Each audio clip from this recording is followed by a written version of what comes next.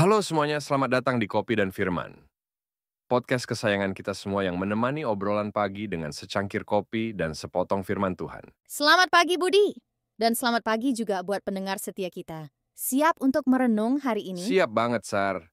Apalagi renungan hari ini tentang sesuatu yang relate banget sama kehidupan kita. Apa tuh? Uang. Oke. Jadi, bayangin, Sar, ada botol-botol minyak ajaib yang bisa menghasilkan jutaan rupiah. Wow. Terdengar mustahil, kan? Iya. Hari ini kita akan membahas kisah Alkitab yang mengajarkan pelajaran modern tentang manajemen keuangan yang mengejutkan. Nah, betul sekali, Bud.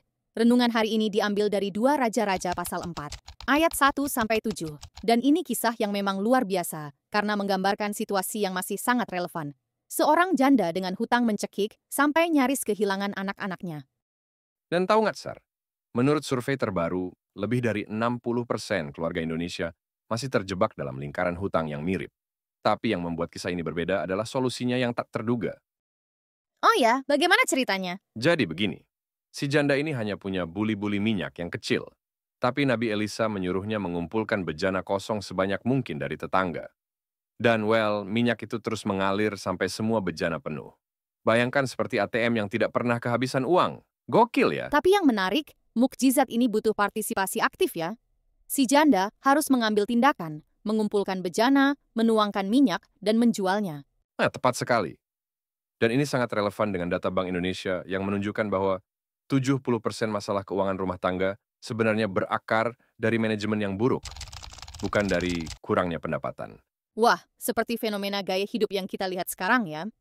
Orang dengan gaji besar tapi tetap struggle karena pola konsumsi yang tidak terkendali. Exactly. Dan menurut penelitian psikologi keuangan, 80% pembelian impulsif dipicu oleh FOMO, fear of missing out. Kita sering terjebak membeli barang yang sebenarnya tidak kita butuhkan. Betul. Nah, renungan ini menekankan tentang pentingnya bijak mengelola keuangan.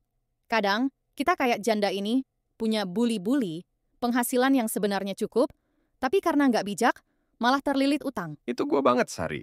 Kadang suka lapar mata lihat barang diskon, padahal nggak butuh-butuh amat. Ujung-ujungnya dompet jebol.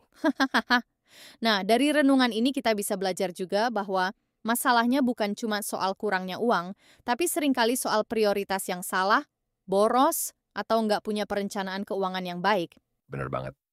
Kadang kita lebih mentingin gengsi daripada kebutuhan. Pengennya selalu update gadget terbaru, padahal yang lama masih berfungsi dengan baik. Iya, renungan ini mengingatkan kita bahwa cara kita mengelola uang itu bagian dari kesaksian kita sebagai umat Allah. Kalau kita boros dan nggak bijak, itu bisa mengurangi upaya kita untuk jadi saksi Kristus. Jadi, apa nih aplikasi praktisnya buat hari ini? Gimana caranya biar kita nggak jadi seperti janda yang terlilit utang? Pertama, kita harus sadar diri. Evaluasi pengeluaran kita, mana yang penting dan mana yang cuman keinginan sesaat. Kedua adalah pentingnya memiliki sistem. Dalam masa kini, ini bisa berarti aplikasi budgeting atau konsultasi dengan ahli keuangan. Dan ketiga, yang sering dilupakan adalah kekuatan komunitas. Menarik sekali poin tentang komunitas itu. Bisa dijelaskan lebih detail? So, dalam kisah ini, tetangga-tetangga meminjamkan wadah mereka. Di era modern, komunitas bisa berupa support group keuangan atau arisan yang dikelola dengan baik. Orang-orang dengan support system yang kuat kemungkinan akan lebih sukses dalam mencapai target keuangan mereka. Karena ada banyak orang yang punya masalah keuangan serius, tapi mereka malu untuk mencari bantuan. Padahal, seperti si janda dalam kisah ini, sometimes asking for help is the smartest financial decision you can make. Jadi apa rekomendasi konkret untuk pendengar kita? Oke, mari kita breakdown. Pertama, audit keuangan bulanan. Track setiap pengeluaran. Kedua, terapkan aturan 50-30-20. 50% untuk kebutuhan pokok, 30% keinginan, 20% tabungan. Dan, yang paling penting, jangan malu minta bantuan kalau memang lagi kesulitan. Kayak janda ini yang berani datang ke Nabi Elisa. Betul. Dan ingat, mukjizat itu nyata. Allah bisa memberikan jalan keluar yang nggak terduga, asalkan kita berusaha dan berdoa. Amin. Oke deh, Sar. Kayaknya cukup sekian dulu ya renungan kita hari ini. Sungguh pembahasan yang mencerahkan tentang pelajaran kuno tapi masih sangat relevan. Semoga kita semua bisa jadi pengelola keuangan yang bijak dan bertanggung jawab. Amin. Terima kasih sudah mendengarkan Kopi dan Firman. Sampai jumpa di episode berikutnya. Bye-bye. Jangan lupa, kelola keuanganmu dengan bijak, biar hidupmu nggak kayak sinetron.